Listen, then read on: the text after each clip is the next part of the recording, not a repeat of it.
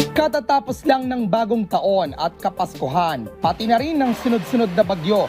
Sa panahong ito, marami ang nangangailangan ng tulong at nanghihingi ng donasyon. Pero paano kung ang donasyon mo napupunta lang sa kamay ng maling tao? Ngayong uso ang online donations, mas madaling mabiktima ng fake charity scams. Mag-ingat sa mga peking donasyon. Alamin kung paano malalaman kung legit ang isang charity organization o isa lamang itong scam. Be informed and be vigilant dito lang sa MIL 101. Nakalulungkot mang isipin pero may mga taong nananamantala sa kabutihan ng iba sa pamagitan ng peking donasyon at charity. Para maiwasan yan at malaman ang parusa para sa fake charity scams, makakapanayan po natin this morning si Attorney Tony Roman. Good morning, Attorney. This is Prof. Welcome to Rise and Shine Pilipinas. Or should I say welcome back, Attorney? Profi, kamusta ba? Magandang umaga sa iyo. Happy New Year sa kastang Rise and Shine. I'm doing good. Kamusta po, Attorney? Thank you so much for having us. Happy New Year po. Ano ba, let's go further with the question, Attorney. Ano ba ang mga karaniwang pamamaraan na ginagamit ng mga scammer para magpanggap na charity organizations na tumutulong talaga sa mga tao para makasolisit ng pera? Alam mo, itong mga pamamaraan na ginagamit nila, hindi iba sa atin. Marami sa atin na nararanasan ito. Unang-una, may mga websites na peke, o mga social media pages. Napakadali po gumawa ng social media ng page sa Facebook and gumamit ng ibang larawan na generic, magpanggap. Kaya yan isang form. Ang isa pa yung nakatatanggap natin yung mga text messages na may mga link pa. Di ba? Maraming nakakatanggap niyan, lalo na itong Kapaskuhan. Hindi gaanong common, pero yung mga tawag sa telepono, meron din ganyan. Meron din yung street scam na may mga face-to-face solicitation, maaaring dalawin kayo sa bahay. Kaya tsaka mga social media fundraisers sa pamamagitan ng Facebook o GoFundMe, halimbawa. O kaya mga peke o overpriced na charity merchandise na parang fundraiser for a cause. Pero actually, wala naman ang makikinabang lang ay yung nanloloko, no? So ito yung sa akin palagay yung mga karaniwan, lalo na sa panahon tayo ng social media, gamit talaga ang social media sa panloloko. Alright, Attorney, paano ba natin matutukoy kung ang isang charity organization o post na nangingi ng donations ay legit o scam? May mga red flags po ba na fake ang isang charity post? Tell us more. Oo, yung unang-una yung halimbawa sa Facebook, alam na natin na madali gumawa ng Facebook page. Minsan, sobrang gwapo yung profile picture kaya sobrang ganda, no? Yun. Maaring generic photo lang yan. Merong paraan para ma-verify yan. Sa Google, halimbawa, yung Google Images, pwede kayo mag-reverse search, reverse image search, para malaman kung ginamit ang generic photo. Yung mga text at saka email scam, I would go slow. Pag may mga link, huwag nyo i-click yan. Kung may binabanggit na ahensya ng pamahalaan, DSWD o Caritas o Red Cross o then go straight to the source. Tawagan itong mga bisinang ito, ang mga ahensya ng pamahalaan para malaman ko talaga mayroong ganong fundraiser o solicitation na ginagawa. Bukod doon, kung mas personal naman, kung by phone o kaya face-to-face, kadalasan dyan minamadali ka. So, huwag kayong magpadalos-dalos, wag magpapadala. Very emotional ang pitch sila at nakakaantig ng damdamin. Pero sabi nga na, do not make an emotional decision. Magsaliksik muna.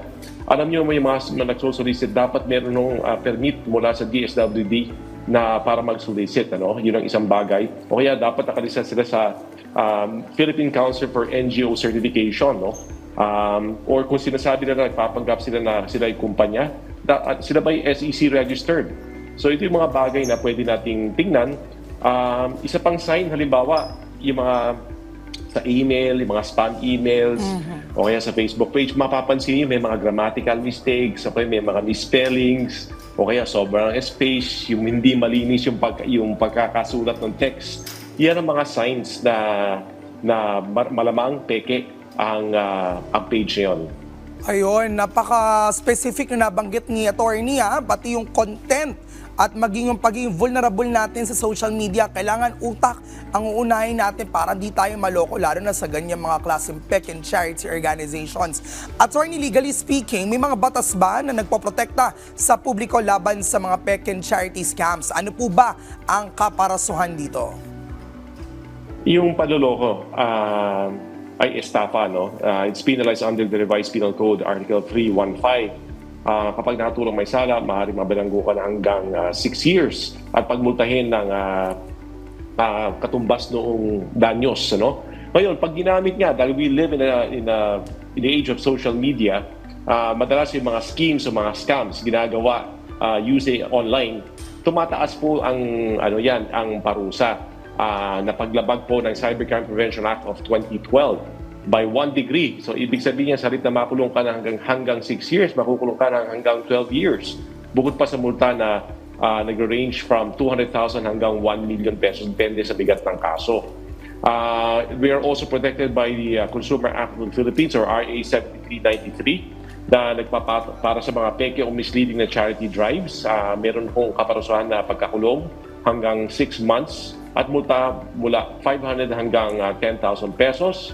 Pinag-uutos ng Presidential Decree 1564, ang napakarami, no? Solicitation Permit Law, na sino man nanghihingi ng donasyon ay kinakailangan kumuha ng permit mula sa DSWD or Department of Social Welfare and Development. Ang sino man lumabag dito ay maaaring makulong na hanggang 1 taon at magmulta na mula 1,000 hanggang 10,000 pesos. So yan po yung mga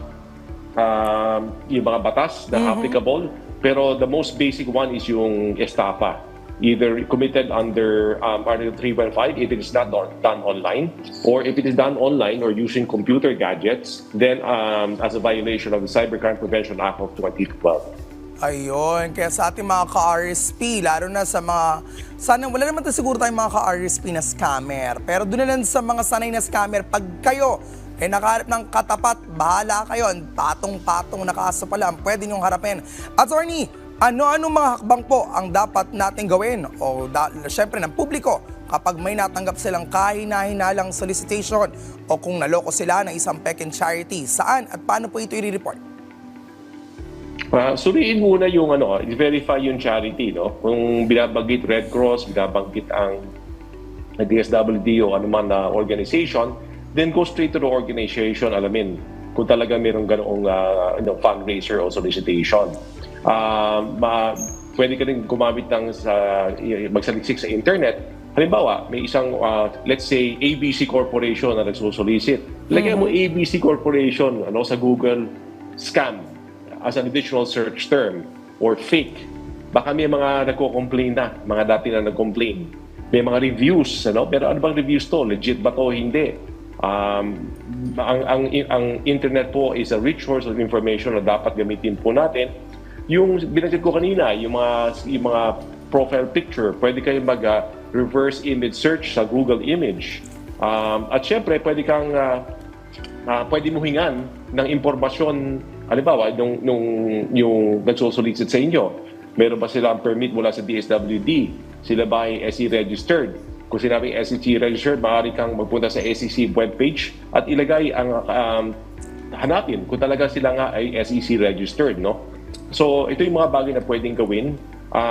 Kapag maaari ka rin dumulog kapag ikay naging biktima o malinaw sa'yo na sila ay scammer, pwede kang dumulog sa PNP, Anti-Cybercrime Group, or kaya sa NBI, meron silang mga Anti-Cybercrime Division, no? Bukod pa sa DSWD at SEC kung sila ay kumpanya na ng loloko. Attorney, ano po ang maipapayo ninyo sa ating netizens para mas maging mapanuri sa mga posts, advertisements at charity para naman po hindi nila maiwasan o hindi, syempre, alam natin na may mga programs na nakakaawa at meron talagang mga klaseng tao na lolokohin ka. Ano po pwede natin ipayo sa kanila? Ang unang-una, huwag tayo padalos-dalos. Tayo gusto natin maging mapagkawang gawa, pero ayaw din natin ang maloko. So, basic due diligence lang. Gamitin po natin sentido común or common sense. Meron naman tulad na binanggit ko, mga pahiwatig, red flags kung isang nagsusulisit ay peke o nanloloko lamang tulad mga binanggit ko. So basic research, gamitin ang internet, magtanong po sa tingnan natin yung mga reviews tungkol sa solicitation drive, tawagan natin, let's go straight to the source, yung official sources. Kung may ganoon nga mga fundraisers o solicitation drive, yun lang ang aking maipapayo. Gusto natin tumulong, pero gusto natin, yung tulong natin, mauwi sa tamang kamay.